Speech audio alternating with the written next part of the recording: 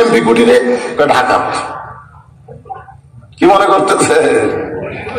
এরকম দৌড় করে জনগণের বন্ধু না হয়ে নিজে যখন চোর পটপর চুপচাপ হয়ে যায় ও পুরো মুনাফিক হয়। ধরে কোন কথা ঠিক কিনা?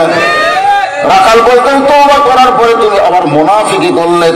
ওমর ফারুকের চেহারা রক্তের মতো লাল, চেহারা লাল করে বলে রাখাল তুমি যদি আমাকে কাফের বলতে তাও আমি সহ্য করতে পারি, কিন্তু মুনাফিক এটা তুমি কেমনে বলো? কারণ কাফেররা জাহান্নামের উপরে থাকবে আর মুনাফিক থাকবে জাহান্নামের, কথা কয় না, জাহান্নামের। তো সাহাবীরা বললেন ইয়া রাসূলুল্লাহ এই মুনাফিকের খাদ্য কি হবে? আল্লাহ রাসূল বললেন উপর থেকে কাফেররা যে পেশাব পায়খানা করবে, নিচের মুনাফিক এই কাফেরের পেশাব পায়খানা খাবে। সাহাবী বললেন হুজুর এই মুনাফিক কোন দরদ থেকে বাড়াবে? আল্লাহ রাসূল বললেন আফসোস করে লাভ নাই, এই মুনাফিকের আবাদ হবে মুসলমানের ভিতরে। আর গোটা বিশ্ব খুঁজে বর্তমান শ্রেষ্ঠ মুনাফিকের দেশ হলো বাংলাদেশ। দরকার কথা ঠিক কিনা? এরা নবীর প্রতি দরুদ পড়ে, নবীর সালাম করে মসজিদের ভিতরে, কিন্তু নবীর সমাজ করার কাজে এদের দ্বন্দ্ব মনে বাজে। দরকার কথা ঠিক কিনা? নবীর পিছনে নামাজ পড়ে সামনে কাতারে, মাথায় টুপি পাগড়ি নিয়ে জুব্বা নিয়ে নামাজ পড়ে, যেখানে নামাজ পড়ে তার বাম সাইডে কখনো ডান সাইডে নামাজ পড়ে। এত বড় একজন হুজুর মানুষ সামনে কাতারে নবীর পেছনে নামাজ পড়ে। কিন্তু আল্লাহ যখন নবীর উপর নাজিল করলো ইয়া আইয়ুহান নাবিয়্যু হাফিল মুমিনিনা আলাল কিতাল, ওগো নবী যাদেরকে নিয়ে জামাতে নামাজ পড়তেছেন তাদেরকে শুধু মুসল্লি বানালে হবে না, তাদেরকে সৈন্য হিসেবে গড়ে তুলতে হবে। কারণ যে কোনো সময় মক্কার কাফেররা মদিনা আক্রমণ করতে পারে। মক্কার কাফের যদি মদিনা আক্রমণ করে তখন দোয়া দিয়ে দরুদ দিয়ে কিন্তু আপনি মদিনা রক্ষা করতে পারবেন না। ওই মক্কার কাফেরদের বিরুদ্ধে অস্ত্র ধরা লাগবে, হুকুম কার। এই আয়াতটা যখন নাজিল হলো এই টুপিওয়ালা জুব্বাওয়ালা এই তসবিহ ওই নবীর হাঁটুর সাথে হাঁটু লাগাই বলতে হুজুর এটা না গন্ডগোলের আয়াত। আপনারা বলেন তো আল্লাহর কোন আয়াত গন্ডগোল আছে? আজকে বাংলাদেশে অনেক হুজুরেরা দেখেন টঙ্গীর জায়গা দখল করার জন্য মানুষ হত্যা হচ্ছে। ধরে কোন কথা না, এরকম যদি বাংলাদেশ দেওয়া হয় আর কি মারামারি করবি ভাই রে। বাংলাদেশে যত দল আছে প্রত্যেকটা দলের মধ্যে কোন দল আছে না নাই? দলে কোন আছে না নাই? কিন্তু এমন একটা দল এই বাংলাদেশে আছে যারা নিজের জন্য কোনো কাজ করে না, তারা কাজ করে আমার আল্লাহর কোরআনের জন্য। জোরে কোন ঠিক কিনা? তাদের মধ্যে কোনো মারামারি নাই, কোনো দলাদলি নাই। বাদান একটু মনোযোগ দিয়ে শুনবেন। ওমর ফারুক রাগ করে বলে রাখাল আমার মধ্যে মুনাফিকের কি দেখলা? রাখাল বলতেছে লিমা তাকুলু মা লা তাফআলুন, আপনার মুখের সাথে মনের মিল নেই। আপনি সত্যি করে বলেন তো আমি কি মালিক? ওমর ফারুক বলতেছে তুমি তো রাখাল, তাহলে আমি যদি রাখাল হই তাহলে আপনি রাখালের কাছে আল্লাহর হস্তে উঠে এক পেলা দুধ চাইলেন। আপনি বলেন যত আল্লাহর হস্তে চান মালিককে বাদ দেয় রাখাল কোনদিন দিবার পাওয়ার রাখাল আছে? মনে করেন আমি একটা রাখাল, আমি কিন্তু কোরআনের একটা রাখাল। এখন টেস্ট থেকে যেই নামছি একজন এসে হাতের মধ্যে 100 টাকা দিয়ে হুজুর দোয়া করেন। আমি কি দোয়া? কারণ বইয়ের পেটে বাচ্চা আছে আল্লাহ যেন একটা পুত্র দেয়। যেই বলছে বইয়ের পেটে বাচ্চা আছে আল্লাহ যেন একটা পুত্র দেয়, তখন তো আমার ক্ষমতা আমি জানি। আমি 3টা মেয়ের বাপ, আমার দোয়াতে যদি পুত্র হয় তাহলে 3টার মধ্যে কি একটাও আল্লাহ আমার দিত না? আমি ওর কানে কানে বললাম ভাই আমি 3 মেয়ের বাপ রে। প্রথম মেয়ে হওয়ার পরে দ্বিতীয়বার যখন সন্তান পেটে আসলো আমি আমার বউ সবসময় নামাজ পড়ে দোয়া করছি আল্লাহ একটা তো মেয়ে দিছো, এবার একটা পুত্র দাও। তা হলো না, আবার একটা মেয়ে হলো। তাহলে স্বামী স্ত্রী মন খারাপ করে একেবারে গ্যাপ দিয়ে দিলাম, বাচ্চা কাচ্চা না নেওয়ারই ধান্দা। আমার বড় মেয়ের বয়স যখন 19, আমার মেজো মেয়ের বয়স যখন 15, তখন আমার বাপ এসে বলতে দেখি আবার আমার 4টা ছেলের মধ্যে 3টারই ছেলে মেয়ে আছে, তোকে আল্লাহ কোনো ছেলে দিবে না। তখন আমি বললাম আব্বা 2টা মেয়ে তো আল্লাহ দিছি, আমার কি দরকার? আমার বউ বলতে সাইড থেকে না না আর দিবি না। আর আব্বা বলতে তুই কি বুড়া হয়ে গেল বাবা, তুই কি বুড়া হয়েছে? এই কথা বলে আব্বা দাঁড় হয়ে গেছে ইশারা বাসা, তাই বুঝতে পারছি আব্বা কি করলো। তখন আমি বাপ মাকে নিয়ে 12 সালে হজ করতে গেলাম, 11 সালে তো আমি করে আসলাম, 12 সালে আমার বাপ মাকে নিয়ে গেলাম। যেখানে যেখানে দোয়া কবুল হয় প্রত্যেক জায়গায় মাকে বলেছি, বাবাকে বলেছি, এই জায়গায় বলেন আল্লাহ যেন আমাকে একটু ফেলে দেয়। সব জায়গায় দোয়া করছে। আমি 13 সালে এসে আবার চান্স নিলাম বহুদিন পর, যে বাপ মা একটা বদলে দোয়া করছে, এইবার ছেলে না হয় কোথায়। আল্লাহ সেইবার আবার একটা মেয়ে দিল। তখন আমি বুঝলাম যে আমার দোয়া দিয়ে ওই বইয়ের পেটের বাচ্চা পুত্র হবি না। ওই আমাকে 100 দিয়েছে, ওকে আমি 200 দিলাম। তা হুজুর তো টেকা চাইলে দোয়া, হুজুরটা হবি কাছে পাগলা। আমি 3 মেয়ের বাপ। বলে হুজুর তার আমার টাকা আমার দেন, আপনার বাপ লিখবেন জান। ওই যখন 100 টাকা দিলাম মারছে দৌড়, আমি পিছন থেকে হাত ধরে বললাম কোথায় যাবি? বলে কাউসারি হুজুরের কাছে যাবো। ওই মাহফিলে আমি আর কাউসারি দুইজনে বক্তা ছিলাম। কাউসারির কাছে ছিল, আছে মেয়ে আছে, হুজুর ওই দোয়া। আমি বললাম কোন হুজুরের কাছে না, কোন পীরের কাছে না, কোন মাজারে না, পাওয়ার যদি চাও আসল জায়গা চাও। আসল জায়গা কি? আরো জোরে জোরসে বলুন, ইয়াকা নাবুদু ওয়া ইয়াকা নাস্তাইন। যার পর আমি করবো তার কাছে চাবো, আমি সাহেব পাইনি দেখে তুমি পাবা না তা কিন্তু না। বাদান একটু খেয়াল করেন, রাখাল বলতে পথিক সত্যি যদি আল্লাহর রাস্তায় উঠে 1 পেয়ালা দুধ চাও, তাহলে এখান থেকে মালিকের বাড়ি হলো 10 মাইল দূরে। ওই মালিকের বাড়ির দরজাকে বলে, মালিক তোমার রাখাল হোক আর তোমরা চড়াই, তুমি মালিক যদি হুকুম দাও তাহলে রাখাল আল্লাহর রাস্তায় উঠে 1 পেয়ালা দুধ দিবে। ওমর ফারুক বলে, রাখাল ভাই এত কষ্ট করে 10 মাইল দূরে মালিকের বাড়ি যাওয়ার দরকার নাই, বরং তোমাকে 2টা টাকা দিলাম, এই 2টা টাকার বিনিময়ে তুমি উঠে 1 পেয়ালা দুধ দাও। রাখাল মুসকে মুসকে হাসের বলে, পথিক তুমি কি হযরত ওমরকে চিনো? সুবহানাল্লাহ। রাখাল হযরত ওমরকে লক্ষ্য করে বলে, পথিক তুমি কি হযরত ওমরকে চিনো? যদি ওমরকে চিনতা তাহলে এরকম বেসাইদা কথা বলতে পারতা না। ওমরের গুপ্ত বাহিনী যদি দূর থেকে দেখবার ভাই, তুমি আমাকে 2 টাকা ঘুষ দিছ, আর মালিক বাদ দিয়ে তোমাকে উঠে 1 পেয়ালা দুধ দিলাম, তাহলে তোমাকেও ধরবে আমাকেও ধরবে। এই বয়সে তুমি ধরা পড়বার চাও? ওমর ফারুক বলে, রাখাল ভাই তাহলে চলো পাহাড়ের গুহার মধ্যে যাই, ওই গুহার মধ্যে গিয়ে কখনো তোমাকে 2টা টাকা দিব, আর তুমি কখনো উঠে 1 পেয়ালা দুধ দিবে। তোমার মালিকও জানতে পারবে না, ওমরের গুপ্ত বাহিনীও ধরতে পারবে না। রাখাল চিল্লায় বলে, তুমি ভণ্ড, তুমি ভণ্ড, তুমি ভণ্ড। ওমর ফারুক বলে, রাখাল আমার মধ্যে ভণ্ডামির কি দেখলাম? রাখাল বলে, পথিক সেখানে ওমরের গুপ্ত বাহিনী দেখতে পায় না, আমার মালিক জানতে পারে না, সেখানে রাখালের আল্লাহ দেখতে পায়। সঙ্গে সঙ্গে হয় তোমার মারছে দৌড়, 1 দৌড়ে পাহাড়ের পাদদেশে গিয়ে যায় নামাজ দিছে, আল্লাহর কাছে বলতেছে, আল্লাহ তোমার কোরআন এত সুন্দর, তোমার কোরআন এত সুন্দর, তোমার কোরআন যখন দুনিয়াতে চালু থাকবে তখন প্রত্যেকটা মুসলমান বিশ্বাস করবে কেউ না দেখলো আল্লাহ দেখতেছে। ধরে কথা ঠিক কিনা? আজকে আসরে না আসরে এসে তুমি দাম দেখতে গেছো, যা দেখো তুমি পানি চলমল করতেছে, আর নিচে তুমি পানি নাই। এখন আসর নামাজ পড়ে যাচ্ছে, কপালত নামাজের দাগি আছে, চারিদিকে তাকাচ্ছে, কেউ নেই। আস্তে করে বসে আইল কাটা দিয়ে ওই পানি দিয়ে হাত ধোছে, ধুয়ে আবার দাঁড়ায় বলতেছে, আলহামদুলিল্লাহ কেউ দেখেনি, আলহামদুলিল্লাহ কেউ দেখেনি। কোন জায়গা শুক্রিয়া কোনটা করা লাগবে? আপনার বলে ওই লোকটার নামাজ আছে কিন্তু কি নাই, এই ঈমান না থাকার কারণ হলো এই।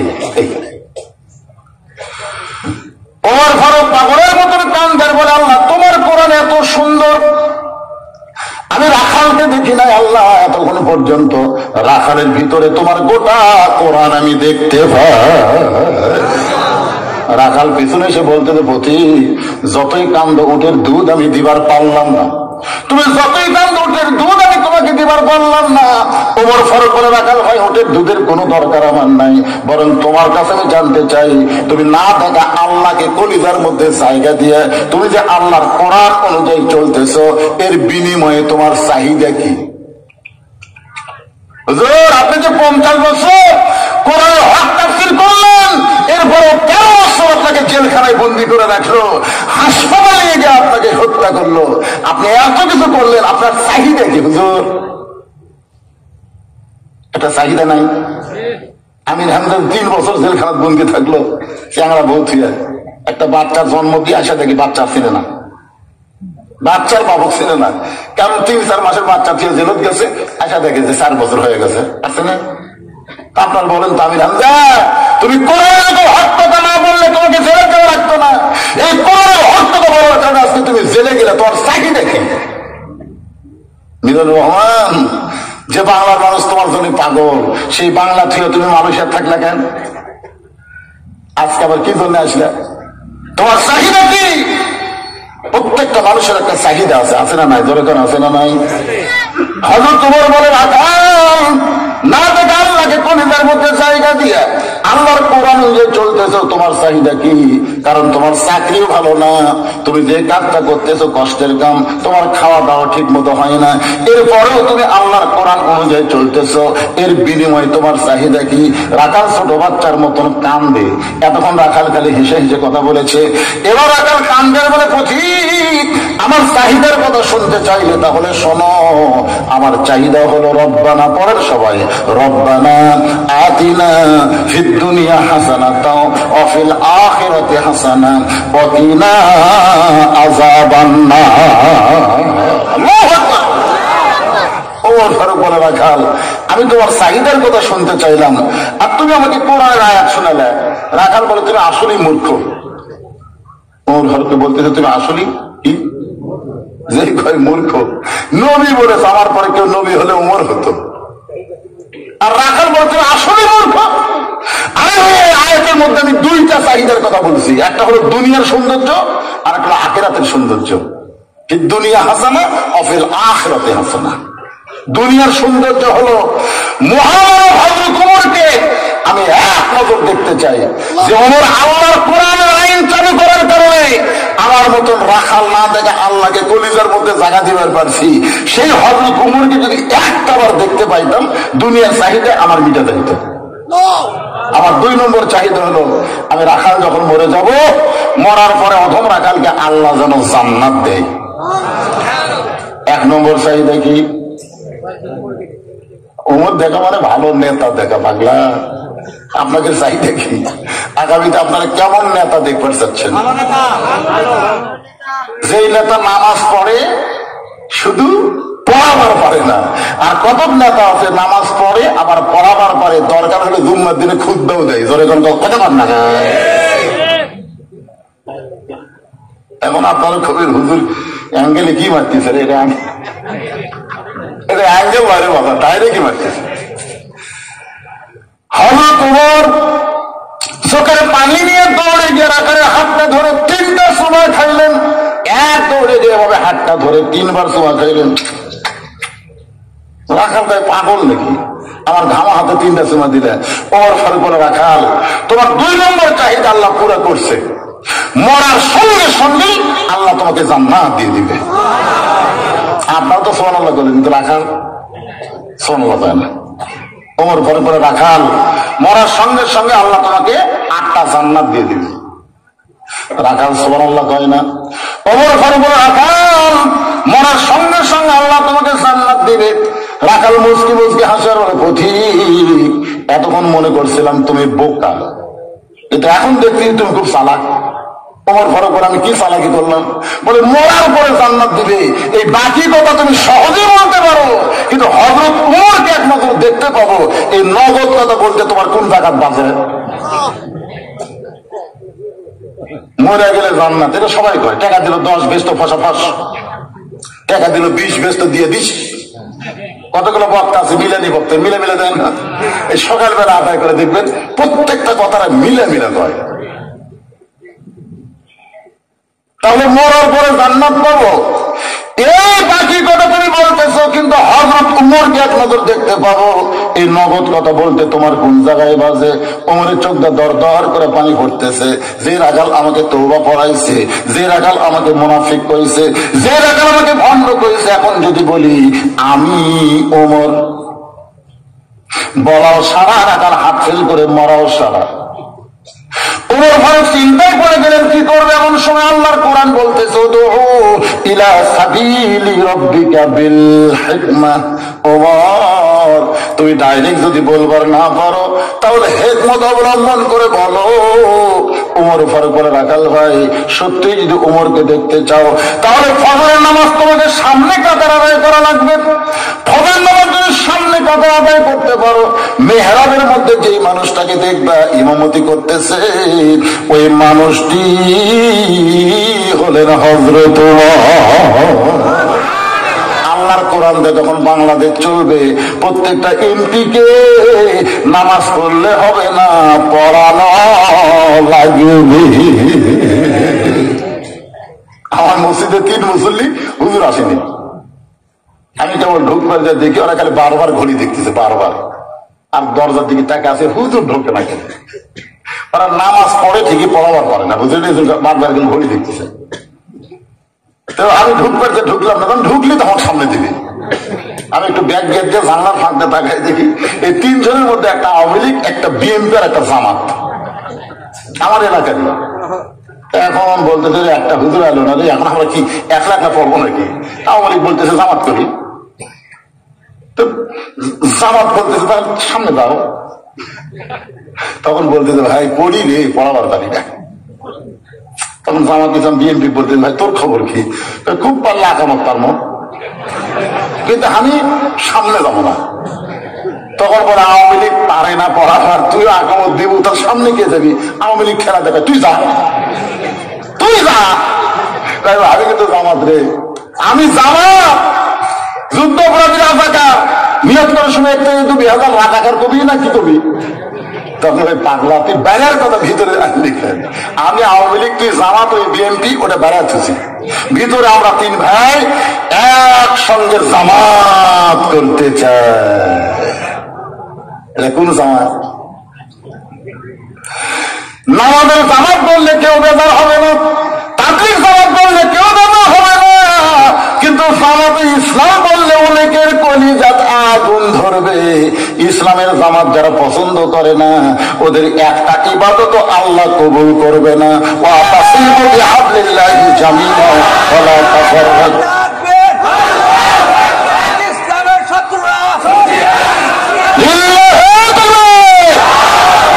এখানে ইসলামের কোন শত্রু নেই, যদিও শত্রু থাকে আজকের আলোচনার পরে ওই আর শত্রু থাকবে ইনশাআল্লাহ। সবাই কর ইনশাআল্লাহ। দেখেন আপনারা বলেন তো যে ইসলামের জামাত, ইসলামের জামাতের কথা কোরআন আছে না নাই? ওয়া তাসিমু বিহাবলিল্লাহি জামিআ ওয়ালা তাফাররাকু। একতাবদ্ধ হয়ে, জামাতবদ্ধ হয়ে আল্লাহর হজ্জকে তোমরা আঁকড়ে ধরো। মসজিদের মধ্যে গেলে যেমন গোলালের সঙ্গে গোলালে মিল করি, কিভাবে আমরা জামাত করি একটু খেয়াল করেন। আল্লাহর বান্দারা, ওমর ফারুক বলতেছে রাখাল ভাই সত্যি যদি ওমরকে দেখতে চাও তাহলে ফজরের নামাজ তোমাকে সামনে কাতারে আদায় করা লাগবে। সামনে কাতার থেকে মেহরাবের মধ্যে যে মানুষটাকে দেখবা ইমামতি করতেছে ওই মানুষটি হলেন হযরত ওমর। রাখাল কাঁদতেছে। ওমর ফারুক বলে রাখাল কান্দো কেন? বলে কান্নার কারণ হলো আমি বারান্দার নামাজ পড়ি, আমি বারান্দার নামাজ পড়ি, আমি মসজিদের ভিতরে ঢোকার সাহস কোনোদিন পাই না। ওমর ফারুক বলেন কেন? বলে মসজিদের মধ্যে নবীর দামি দামি সাহাবী থাকে, সে জায়গা আমি রাখাল যাওয়ার পারি? ওমর ফারুক বলে রাখাল তুমি কম দামি আর মসজিদের মধ্যে দামি, এই কথা তো কোরআনের কোন জায়গা নাই। কোরআনের কথা হলো ইন্না আকরামাকুম ইনদাল্লাহি আতকাকুম। ওই ব্যক্তি সবচাইতে দামি হয় যার কলিজার মধ্যে আল্লাহর বেশি ভয়। আপনার মনে করতেছেন সিয়ারত বসে ওয়াজ করতেছি আমি বেশি দামি, আর আপনার নিচে বসে ওয়াজ শুনতেছেন আপনার কম দামি। আর এরকম বাংলাদেশের হাজারো বক্তাকে জাহান্নামের শিকল দিয়ে আল্লাহ জাহান্নামে ফেলে দিবে, হাজারো বক্তাকে। অনেক বক্তা আছে ওয়াজ করে নিজেই ফজরের নামাজ জামাতে পড়ে না, এরকম বক্তা আছে না নাই? আল্লাহ রাসূল বলেছেন 2টা ওয়াক্ত নামাজ জামাতে না পড়লে তুই মুনাফিক হয়ে যাবে, একটা হলো ইশার নামাজ, একটা হলো ফজরের নামাজ। কি মনে করতেছেন? হয়তো হাসরে দেখা যাবে যে আমার জিহ্বার মধ্যে বসি লেগে ফেরেশতারা আমার জাহান্নামে দিয়ে যাচ্ছে, আর আপনারা সবাই জান্নাতে যাচ্ছেন। আপনাদের মধ্যে একজন বলে হুজুর কি খবর, আমরা তো শুনে আমল করে জান্নাতে যাচ্ছি আর আপনার জাহান্নামে নিয়ে যাচ্ছে। আল্লাহ তখন বলবে বক্তার কথার সাথে আমলের মিল নাই রে, তখন আপনারাই হয়তো বলবেন, আল্লাহ হুজুরে অশ্বরে আমরা জান্নাত যাচ্ছি, হুজুরক না হয় জান্নাত দেন। আল্লাহ তখন বলবো, আল্লাহ তাস্তাহি আনফুসুকুম, এই জান্নাতের কথার দ্বারা আমি জাহান্নামী বক্তাকে আবার জান্নাত দিয়ে দিলাম। বুঝছেন? আপনাকে উসিলাই আল্লাহ হয়তো আমাকে জান্নাত দিবার পারে। আল্লাহ বলেছেন, লিমা তাকুলু মা লা তাফালুন, কথা বলতে ভালো ভালো আমল করবে না। এই দুনিয়াতে বক্তা হও, হুজুর হও, পীর সাহেব হও, কিন্তু আসল জায়গায় গিয়া ধরা খাবা। জোরে বলেন কথা ঠিক কি না? ওমর ফারুক বলে, রাখাল ভাই তুমি কম দামি আর ভিতরে দামি দামি, এই কথা তোমার কে বুঝাইলো? ফজরের নামাজ সামনে কাতারে আদায় করো। রাখাল বলতে আজকে এশার নামাজ পড়ার পরে আমি আর বাড়িতে যাচ্ছি না। ওমর ফারুক বলেন, কেন? বলে, এশার নামাজ পড়ে বাড়িতে গেলে ফজর সামনে কাতারে পাওয়া যাবে, তাই আমি এশার পর থেকেই ফজরের নামাজ সামনে কাতারে যাওয়ার চেষ্টা করবো। ওমর ফারুক বললেন, রাখাল বলো তো, ফজর থেকে জোহর আর এশা থেকে ফজর এই দুই ওয়াক্ত লম্বা কেন? খুব খেয়াল করবেন, এশা থেকে ফজর আর ফজর থেকে জোহর এই দুই ওয়াক্ত লম্বা কেন? রাখাল বলতেছে, আমি তো বলতে পারি না ভাই। ওমর ফারুক বললেন, তাহলে শোনো, ফজর থেকে জোহর আল্লাহ লম্বা সময় দেওয়ার কারণ হলো এই লম্বা সময়ের ভিতরে তুমি খেতে খামারে কাজ কাম করবে, চাকরি বাকরি করবে, অফিস আদালত করবে, কুলি মজুরি করবে, এগুলো করতে গিয়ে তোমার দেহের যে ক্ষয় হবে, এশা থেকে ফজর আল্লাহ লম্বা সময় দিছে। এই লম্বা সময় ঘুম পারলে ওই ক্ষয়টা আল্লাহ ঘুমের মাধ্যমে পুরো করে দিবে। সুবহানাল্লাহ, জোরে কর না কেন? ঘুম হচ্ছে আল্লাহর একটা মস্ত বড় নিয়ামত। কি বুঝতেছেন? আমার বড় ভাই এখন চ্যাংড়া আছে আর আমি বুড়া হয়ে গেছি, কারণ ঘুম থাকে না। তো এশার পরে রাতে ঘুমাই, ফজরের সময়টা জামাতে যায়, আর আমি কেন ওয়াজ করে বেড়াই? বুঝলেন? খুব খেয়াল করবেন, ঘুম একটা আল্লাহর নিয়ামত। এই যে সন্ধ্যার সময় ওয়াজ করে আসলাম বগুড়াতে, এক চাইতে 5 গুণ লোক বেশি সন্ধ্যার সময়। কারণ সন্ধ্যার সময় ওয়াজ শুনে শান্তি, এশার নামাজ পড়ে দাঁতে ঘুম দিবি, ফজর জামাত পড়বি। ঠিক না? 100 ঠিক। আজকে দিনের বেলা একটা মাহফিল করলাম, দিনের বেলা, ওখানে তো দেখলাম মানুষ তজুম্মা নামাজের আগে এই যে ইসালে সোয়ার পোলা পাকান যা করতেছেন 12টার পরে কিন্তু যাওয়া যাবি না ভাই। কি করছেন? পোলা রেডি করো। আমি এর আগেও আপনাদের এলাকায় আইছি, 2টা পর্যন্ত ওয়াজ করছি, মনে আছে এই জায়গাটা আমি 2টা পর্যন্ত ওয়াজ করছি। আজকে সেইটা হবে না। একটু মনোযোগ দিয়ে শোনেন। ওমর ফারুক বলেন, রাখাল এশার নামাজ পড়ে যদি ফজর নামাজ সামনে কাতারে ধরবার চাও, এই বিশাল সময়ের মধ্যে তোমার যদি ঘুম ধরে তুমি কি করবা? রাখাল মুসকি মুসকি হাসের বলে, প্রতীক ঘুমটা যদি ধরে তাহলে মসজিদের মধ্যেই ঘুমাইয়া যাবো। রাখাল কার সাথে কথা বলতেছে? রাখাল জানে এমন একটা বেয়াদবি কথা বলছে, ঘুম যদি ধরে মসজিদের মধ্যেই ঘুমাবো। ওরে বাবা রে, এটা কার কাছে রে? ওর চেহারা রক্তের মতো লাল। মসজিদের মধ্যে ঘুম পাড়ার দলিল দে। মসজিদের মধ্যে তুই ঘুম পাড়বি, তাকে দলিল লাগবে না? জোহর নামাজ পড়ে সবাই চলে গেছে, ওরা 3 জন 4 ফ্যান দিয়ে গল্প করতেছে। এবারে আলুতে এবার ভালোই দাম হলো রে, সামনে ভাই কি হবে, যে আলু লাগাছে ভাই। 3 জন মিলে 4 ফ্যান দিয়ে গল্প করতেছে, 1-1 ঘন্টা হয় গল্প ছাড়ে না। ফেরেশতা বলে, আল্লাহ সবাই নামাজ পড়ে বাড়ি গেল, এরা 3 জনের 4 ফ্যান দিয়ে গল্প করতেছে, কি রেজাল্ট কি? আল্লাহ বলতেছে, এরা গল্প করার সময় যে মাথার উপর ফ্যান ধরেছে, এই ফ্যানের কারেন্টের বিল এই 3